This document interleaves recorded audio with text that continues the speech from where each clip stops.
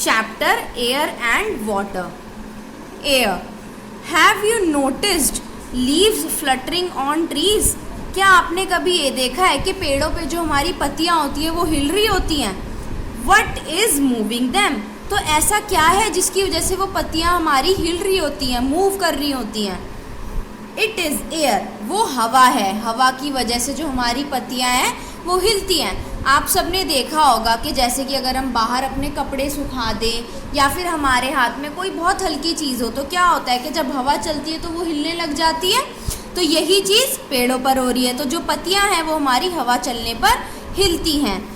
Air is a mixture of gases surrounding the earth. Air क्या है? हमारा बहुत सारी गैसेस का मिक्सचर है जो हमारे अर्थ को सराउंड करती है, यानी कि हमारे अर्थ में पूरी जगह पर हवा फैली हुई है ना। हम जो सांस ले रहे हैं उसमें ऑक्सीजन है। ऑक्सीजन कहाँ है? एयर में है, हमारे एटमॉस्फेयर में, हमारी सराउंडिंग होता है जो हमारी आसपास की जगह होती है। इट इज़ एवरीवेयर, ये हर जगह है।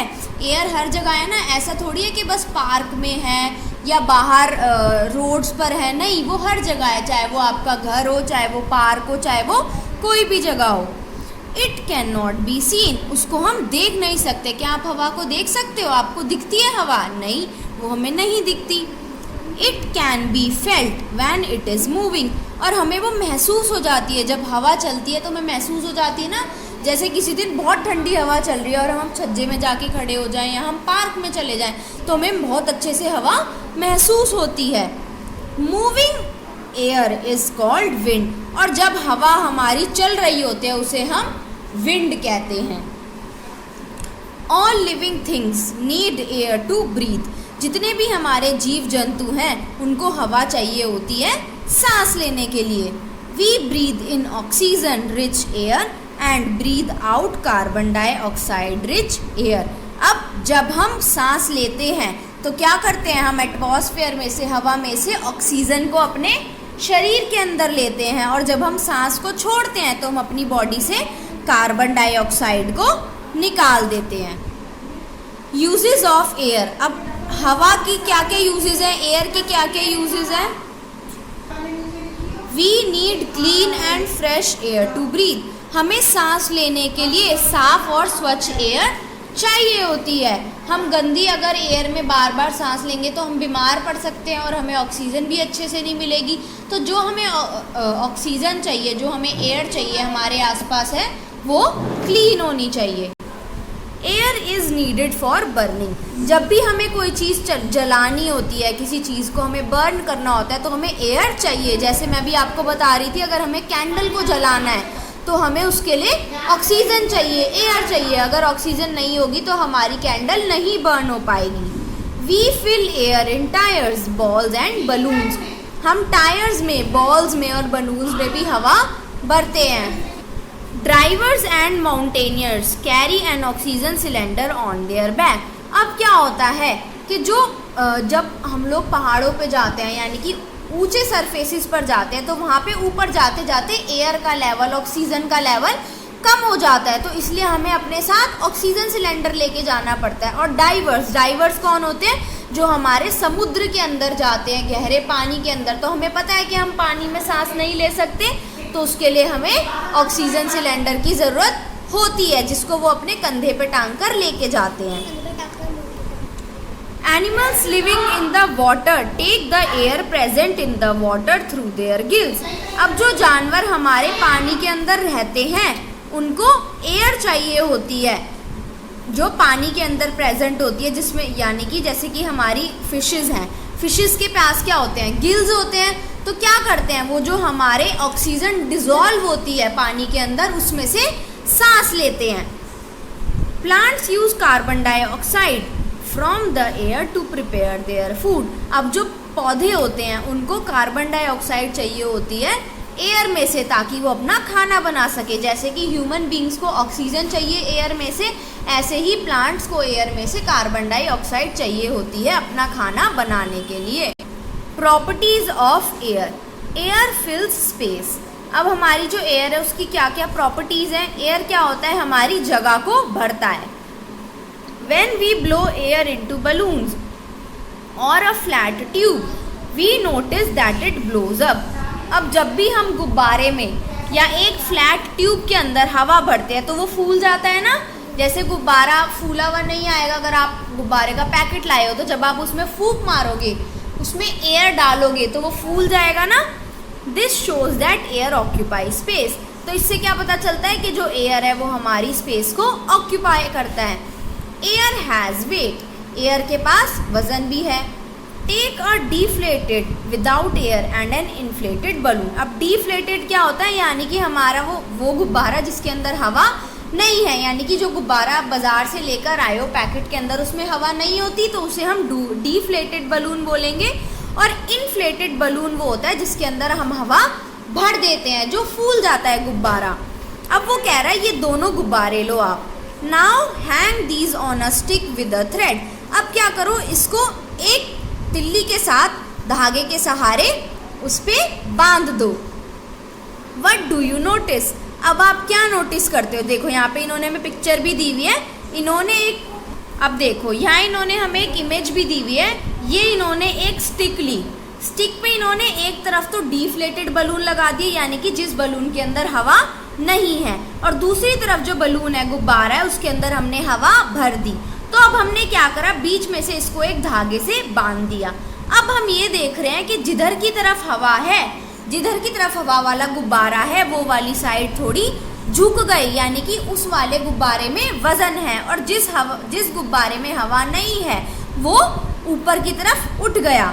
तो the balloon filled with air weighs more. तो जिस गुब्बारे के अंदर हवा है उसका वजन ज़्यादा होगा। This shows that air has wait. इससे हमें ये पता चलता है कि जो हवा है उसमें वजन होता है।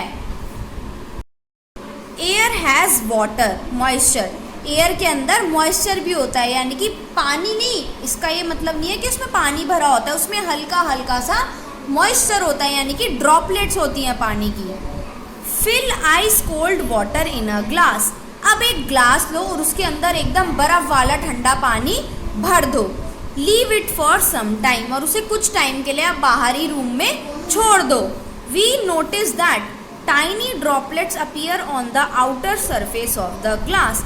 हमने ये देखा कि थोड़ी देर बाद जो हमारे ग्लास के बाहर वाला सरफेस है उस पर छोटी छोटी पानी की बूंदें इकट्ठी हो गई हैं। This proves that air has water और मॉइस्चर। इससे क्या पता चलता है कि जो हमारी एयर है उसके अंदर मॉइस्चर है, यानी कि वाटर प्रेजेंट है। Air pollution. एयर पॉल्यूशन क्या होता है, जो हमारे एयर को चीज़ें पॉल्यूट करती हैं, जिससे हमारी एयर गंदी हो जाती है। एयर बिकम्स डर्टी और polluted due to the smoke from factories, vehicles, burning etcetera. अब हमारी जो एयर है वो गंदी हो जाती है। कैसे गंदी हो जाती है, जो हमारे फैक्ट्रीज में से धुआं निकलता है, जो हमारे व्हीकल्स में से, गाड़ी में से, वाहनों में से जो धुआं निकलता है उसकी वजह से हमारी जो एयर है वो गंदी हो जाती है। The smoke makes the air harmful for us. जो धुआं हमारा निकलता है गाड़ियों में से वो क्या करता है, हमारी एयर को गंदा कर देता है, जिससे जो एयर होती है वो हमारे लिए हार्मफुल हो जाती है। उससे क्या होता है, हम बीमार पड़ सकते हैं, हमें सांस लेने में तकलीफ हो सकती है। We should try to keep the air clean as fresh air is good for our health. अब हमको ये ध्यान रखना चाहिए और ये कोशिश करनी चाहिए कि हम अपनी एयर को, अपने एटमॉस्फेयर को साफ रखें, फ्रेश रखें, क्योंकि जो हमारी फ्रेश एयर है वो हमारी हेल्थ के लिए अच्छी होती है। We must try to plant more plants near our house and the school. तो इसलिए हमें कोशिश करनी चाहिए कि हम अपने घर में या अपने घर के आसपास, अपने स्कूल में हम ज़्यादा से ज़्यादा पौधे लगाएं, क्योंकि जो पौधे होते हैं वो हमारे एटमॉस्फेयर को, हमारे एयर को क्लीन करते हैं। Plants make the air pure. जो प्लांट्स है वो हमारे आसपास की एयर को प्योर करते हैं, ताज़ा रखते हैं। वाटर, पानी। Major part of our earth is covered with water. ज़्यादातर हिस्सा जो है वो हमारी अर्थ का पानी से कवर्ड है। Therefore earth is also called the blue planet. तो इस वजह से जो अर्थ है उसको हम ब्लू प्लैनेट भी कहते हैं। Water is a natural resource. Water हमारा नेचुरल रिसोर्स है। नेचुरल रिसोर्स क्या होता है, जो हमें नेचर से मिलता है, वो हमने नहीं बनाया। पानी इंसानों ने नहीं बनाया ना, वो हमें नेचर में ऑलरेडी मिलता है। कैसे, रिवर्स में, पॉन्ड्स में, कुओं में। The snow melting from the mountains turns into water. अब जो बर्फ़ हमारी माउंटेन से पिघलती हुई आती है वो पानी में कन्वर्ट हो जाती है। It flows into reverse, streams and waterfalls. और वो जो हमारा पानी आता है, स्नो जो मेल्ट होकर आती है, वो हमारी रिवर्स में, स्ट्रीम्स में और हमारे वाटरफॉल में चली जाती है। नेक्स्ट आता है rain water collects in the lakes and ponds. अब जो बारिश का पानी होता है वो हमारा लेक्स में, पॉन्ड्स में जाके इकट्ठा हो जाता है। It also goes under the ground. और जो वो बारिश का पानी है वो हमारा ज़मीन के अंदर भी चला जाता है। क्या होता है कि जो बारिश होती है उसका जो पानी होता है वो मिट्टी हमारी सोख लेती है। तो जब वो पानी को सोखेगी वो पानी हमारा सारा ग्राउंड के नीचे चला जाता है। We get this water from wells, tubewells and hand pumps. अब वो जो हमारा ग्राउंड वाटर है वो हमें कहाँ से मिलता है? उनको हम हैंड पंप के थ्रू, कुएं के थ्रू या ट्यूबवेल के थ्रू ज़मीन से खींच सकते हैं अपनी यूज़ के लिए। Uses of water. We need water for several purposes. हमें पानी चाहिए बहुत सारे अलग अलग चीज़ों के लिए। हमारे लिए पानी बहुत ज़रूरी है ना। हम खाना बनाते हैं, पानी को पीते हैं, नहाते हैं और हमारे जितने भी घर के काम हैं वो सब पानी की मदद से हो पाते हैं। Some of them are given below. तो उसमें से कुछ उन्होंने नीचे हमें दिए हुए हैं। Plants need water to grow and prepare food.